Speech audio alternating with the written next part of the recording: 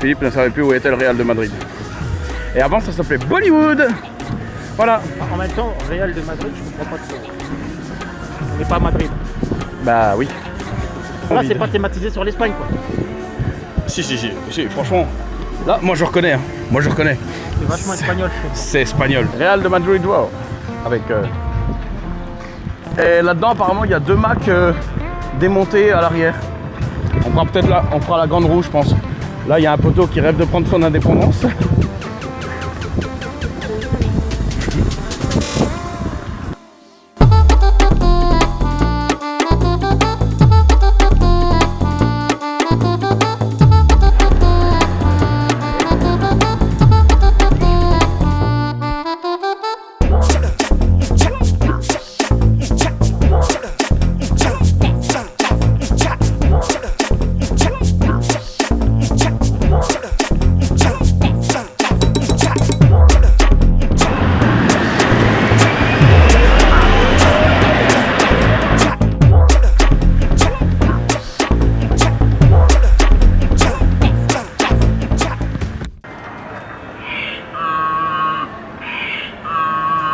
Mais juste avant de parler de Real de Madrid World, refaisons un petit bond dans le passé pour parler du merveilleux parc de Bollywood, Theme Park Dubai.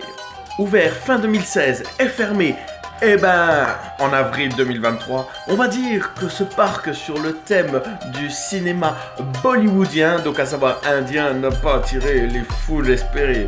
Est-ce que c'est surprenant? Pas tellement. Beaucoup de problèmes en soi, un manque d'attraction cruel.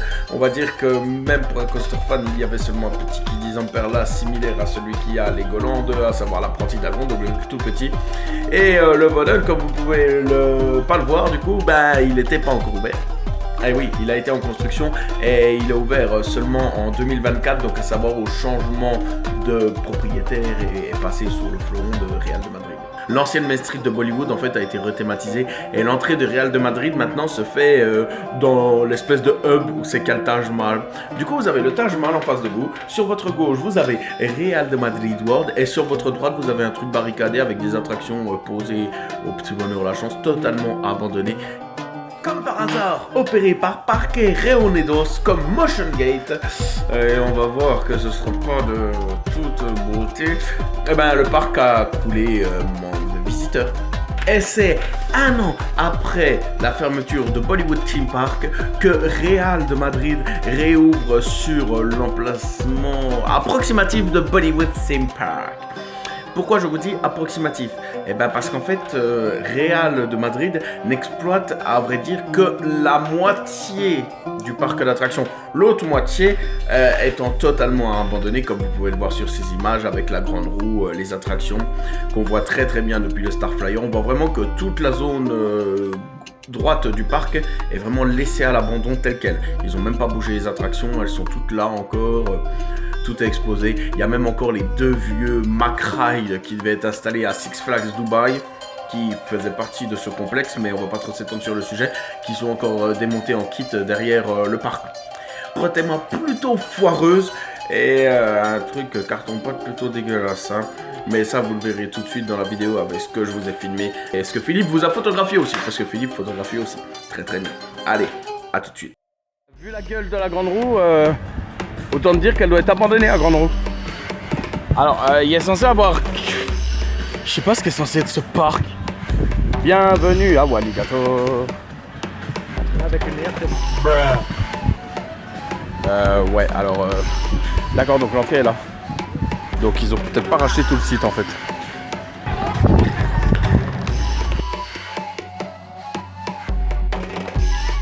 Voilà ce que c'est.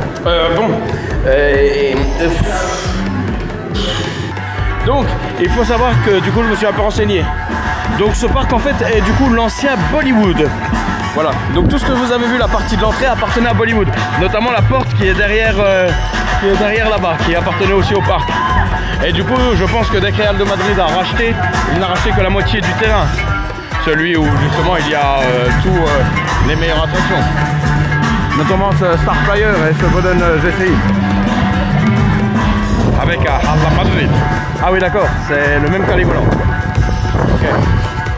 Et ils ont pris, on prend les mêmes et on recommence. C'est bizarre, chef, le lift il tourne pas beaucoup quand même.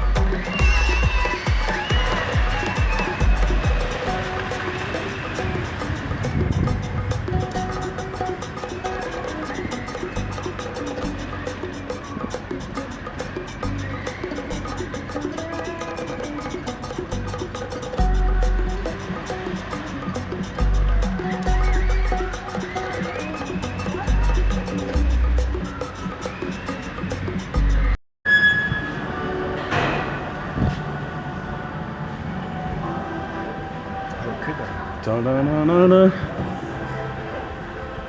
Ta-na-na-na-na.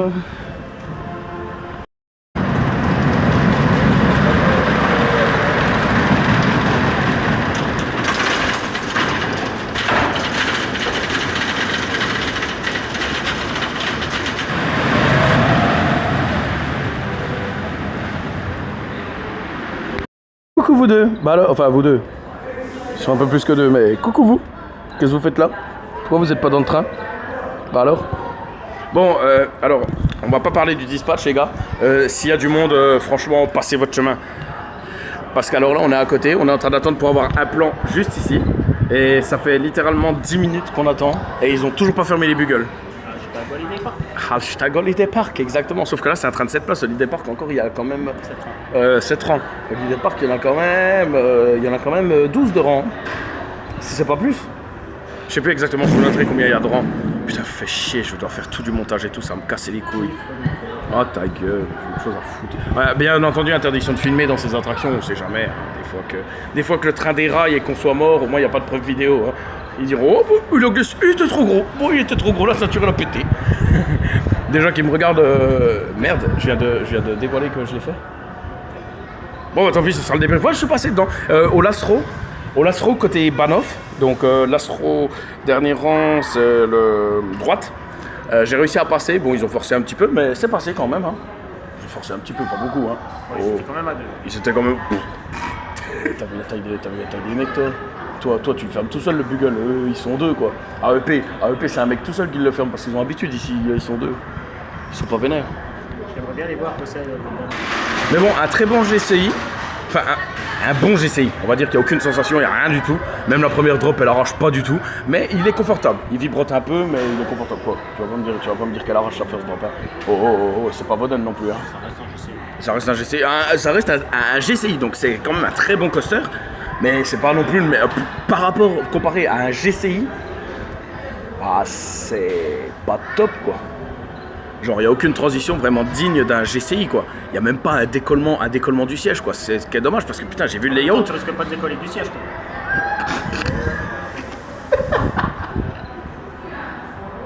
Il me cherche. Moi je vous dis il me cherche. Mais c'est pas grave, j'aime bien. Je préfère qu'il soit comme ça, qu'il tire la gueule comme. Ouais, en fait il y a plein de petits éléments. Je m'attendais à avoir des airtime. Genre là la petite bosse là qui est vraiment juste là. Je m'attendais à avoir un petit airtime et tout. C'est vraiment ce qui est dommage quoi. Et ce qui fait que l'attraction est pas dans un top quoi. Il est là. Mais par contre les supports en métal, alors sont très moches. On lève pas les bras parce qu'on a peur de s'en prendre. Pas plus haut que la tête. Pas plus haut. Voilà. Là, wow, c'est timide.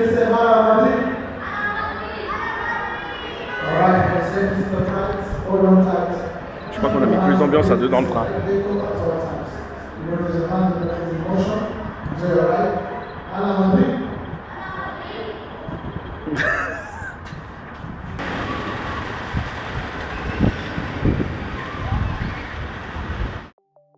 On est dans Dream Factory. Attends, je passe moi parce que lui il fait sa vidéo. On va voir ce que c'est. C'est limité à 1,5 m.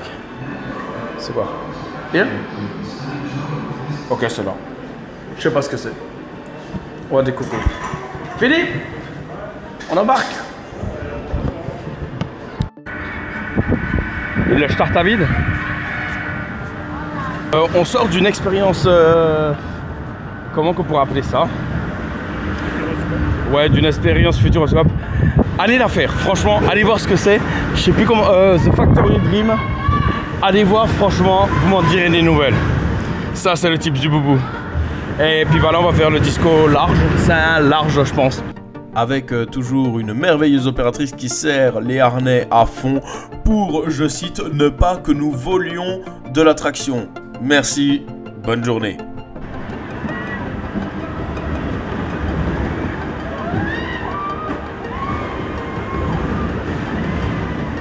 Et un Philippe sauvage. Ce qui est bien, c'est qu'on ne sait pas ce qu'on fait comme attraction en fait. En fait, dans ce parc, on s'engouffre dans des attractions, mais on ne sait pas ce que c'est. Du coup, c'est très original. Allons au bâtiment climatisé. Regarde la vie sur la bonne offre. Qu'est-ce que c'est que ce machin? Qu'est-ce que c'est que ce machin? Hello. Oh, c'est un pupiou. C'est un pupiou. Hello. Thank you. Alors, résultat du truc, il n'y a pas de piou-piou et on est devant des écrans qui reconstituent une bataille entre des joueurs de foot du Real de Madrid et des aliens. Oui, merci et au revoir. Du coup, après, on est parti se diriger vers le merveilleux Starflyer de 140 mètres de haut qui nous permet du coup d'avoir une très belle vue sur les deux Macs posés sur le parking derrière et surtout sur toute la partie du parc abandonné de Bollywood. Comment vous dire que déjà l'opérateur a voulu nous mettre ensemble avec Philippe dans une seule nacelle et il s'est ravisé un peu avant de démarrer l'attraction se disant qu'il y avait peut-être un peu trop de poids dans la nacelle. Oui, merci beaucoup. Du coup on s'est retrouvé à 140 mètres de haut avec du vent et moi je faisais littéralement des 360 tout en haut à 140 mètres du sol. Autant dire que j'ai fait un sacré caca culotte. Mais bon, c'est fait, on a fait une belle vue, un beau voyage et j'y remonterai plus jamais, c'est mort. Et du coup, juste après, on s'est dirigé vers le petit Kiddy Zamperla, qui est exactement le même qu'à Legoland, sauf que là, il est vraiment posé sur du gazon et on n'a pas compris trop le thème en rapport avec Madrid. Bah ouais, mais bon, ça fait plus ça. On est content, j'ai pu passer au poil de cul dans ce petit modèle très dégueulasse et on n'y revient pas. Et puis conclusion maintenant de ce merveilleux parc. Et voilà les amis, c'est sur ces quelques plans que se finisse notre merveilleuse visite Real Madrid World. Un parc plutôt sympa, alors qu'il y a des attractions à tester, il y a beaucoup de médias, il y a un tunnel immersif, donc là avec Road to Victory qui est un genre de modèle similaire au parc Spirou. On a une espèce d'écran cinéma un peu trackless, enfin bon bref, voilà, on a une espèce de simulateur un peu comme au Futuro Chiotte. On a 2-3 trucs, ouais c'est un peu... Voilà quoi, les médias sont pas ouf, mais on va dire que ça a le mérite d'être là. Est-ce que ce parc vaut 55 €? Pas du tout. Voilà, là vraiment le GCI est bon, mais voilà, on a déjà vu mieux quelque part. Il y a un autre crédit Zamperla là, bon on n'en parlera pas. C'est comme celui de Legoland, mais en moins bien. Il y a un Dark Knight par là-bas, c'était littéralement, bravo, vous allez jouer contre des aliens. Waouh. Dubik, vous êtes un indien, que faites-vous au Real de Madrid, Dubik? Voilà. Ce qui est bizarre en fait, c'est qu'ils ont vraiment racheté qu'une partie du parc Bollywood, qui était l'ancien propriétaire. Et d'ailleurs, ce qui est très bizarre, c'est que dès que vous faites le Starflyer, vous voyez qu'il y a 2 McRide qui campent, pas montés en pièces détachées derrière, avec une grande roue abandonnée. Les rides, genre la grande roue qu'elle a, elle est littéralement abandonnée. Les rides de la zone là-bas de Bollywood sont complètement abandonnés, il n'y a rien qui a été fait. Ce qui est dommage de garder des rides comme ça, genre même les Macs pas montés, c'est dommage quoi, ça aurait fait plus d'eux. Si la vidéo vous plaît, n'hésitez pas à liker, partager, vous abonner à cette chaîne YouTube, on fait des vidéos régulièrement et là, étant donné que nous sommes lancés, ce sera sur Dubaï. Et voilà, c'est fini. Allez, ciao. Bye bye. Auf Wiedersehen.